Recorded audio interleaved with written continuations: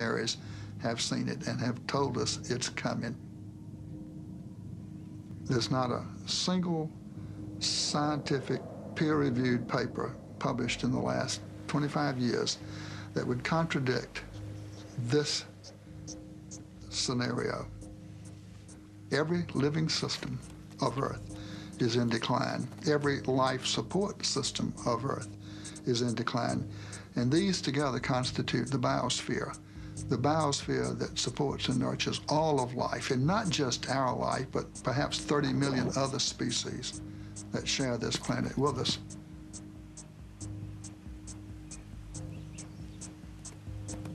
The typical company of the 20th century, extractive, wasteful, abusive, linear in all of its processes, taking from the earth, making, wasting, sending its products back to the biosphere, waste to a landfill. I myself was amazed to learn just how much stuff the earth has to produce through our extraction process to produce $1 of revenue for our company. When I learned, I was flabbergasted.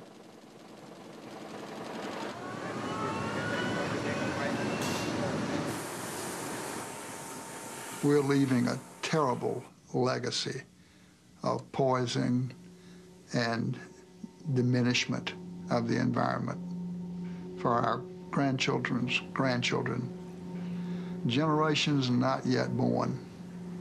Some people have called that intergenerational tyranny, a form of taxation without representation levied by us on generations yet to be. It's the wrong thing to do.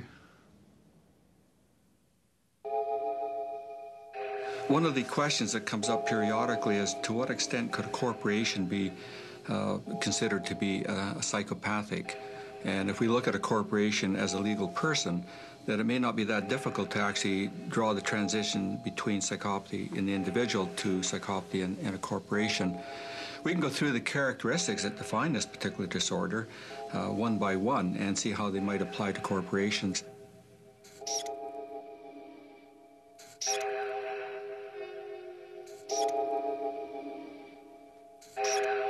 They would have all the characteristics. And in fact, in many respects, a corporation of that sort is the prototypical psychopath.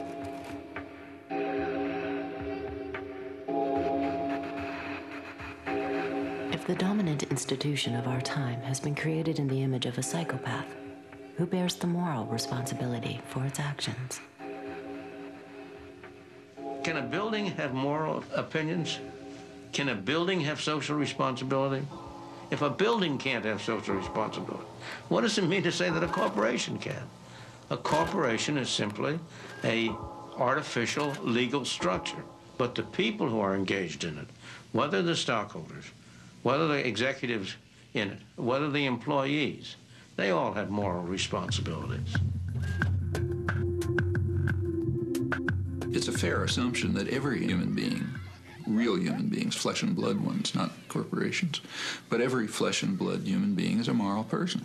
You know, we've got the same genes, we're more or less the same, but our nature, the nature of humans, allows all kinds of behavior. I mean, every one of us, under some circumstances, could be, a gas chamber attendant and a saint. Depends on all sorts of things. If you're working in a for-profit company in the Anglo-American system of capitalism, your principal obligation is to work for the long-term economic interests of the owners of the business. Inevitably, there'll be conflicts between that obligation and your own values and commitments.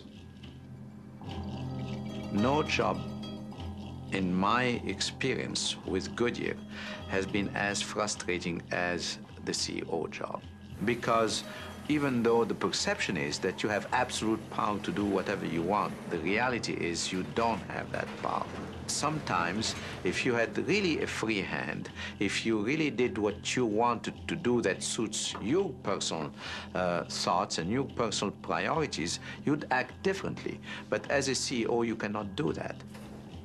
Layoffs have become so widespread that people tend to believe that CEOs make these decisions without any consideration to the human implications of their decisions. It is never a decision that any CEO makes lightly. It is a tough decision.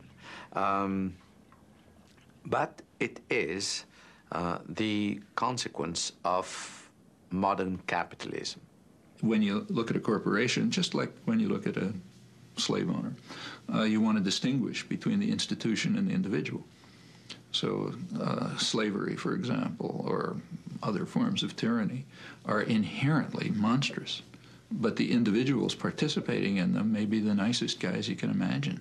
Benevolent, friendly, nice to their children, even nice to their slaves, caring about other people. I mean, as individuals, they may be anything. As in their institutional role, they're monsters because the institution's monstrous. And the same is true here. My wife and I, some years ago, had at our home a demonstration. 25 people arrived. They hung a big banner on the top of our house saying murderers. They danced around outside in gas masks and so on. Yes. How are you? My name's John. How are you? Well, you're not looking at me when you say it. You have to be a little bit careful because I'm very sensitive to people who are not friendly. Hello. Okay. Did you notice you being recorded and filmed as well? No, I didn't.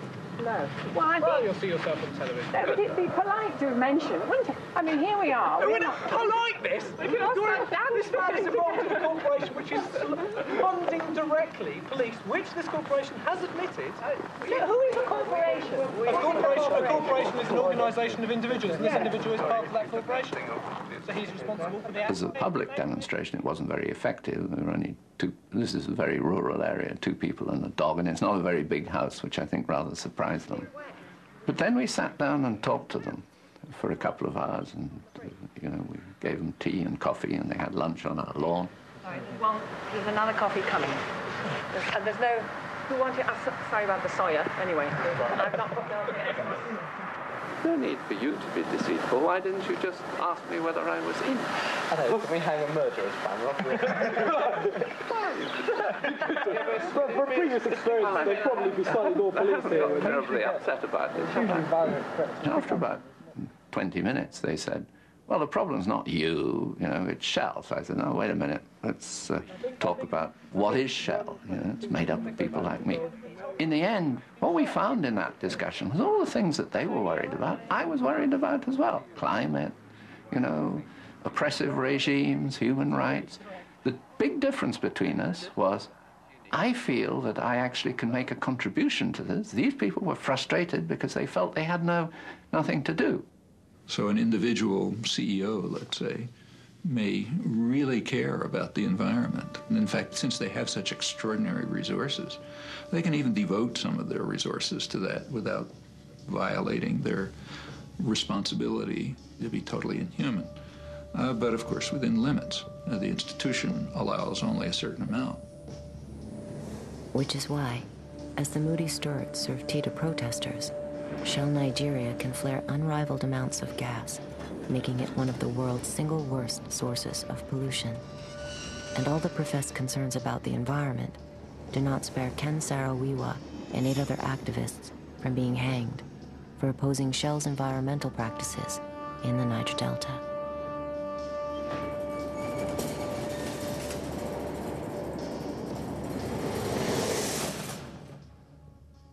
A corporation is not a person, it doesn't think. People in it think.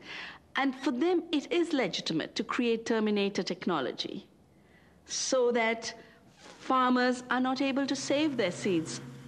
Seeds that will destroy themselves through a suicide gene. Seeds that are designed to only produce crop in one season. You really need to have a brutal mind. It's a war against evolution to even think in those terms. But quite clearly, profits are so much higher in their minds.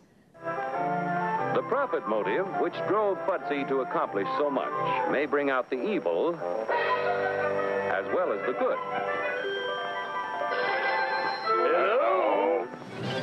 Hi, I'm Michael Moore, the Roger and Me guy. I make over 6 figures a year.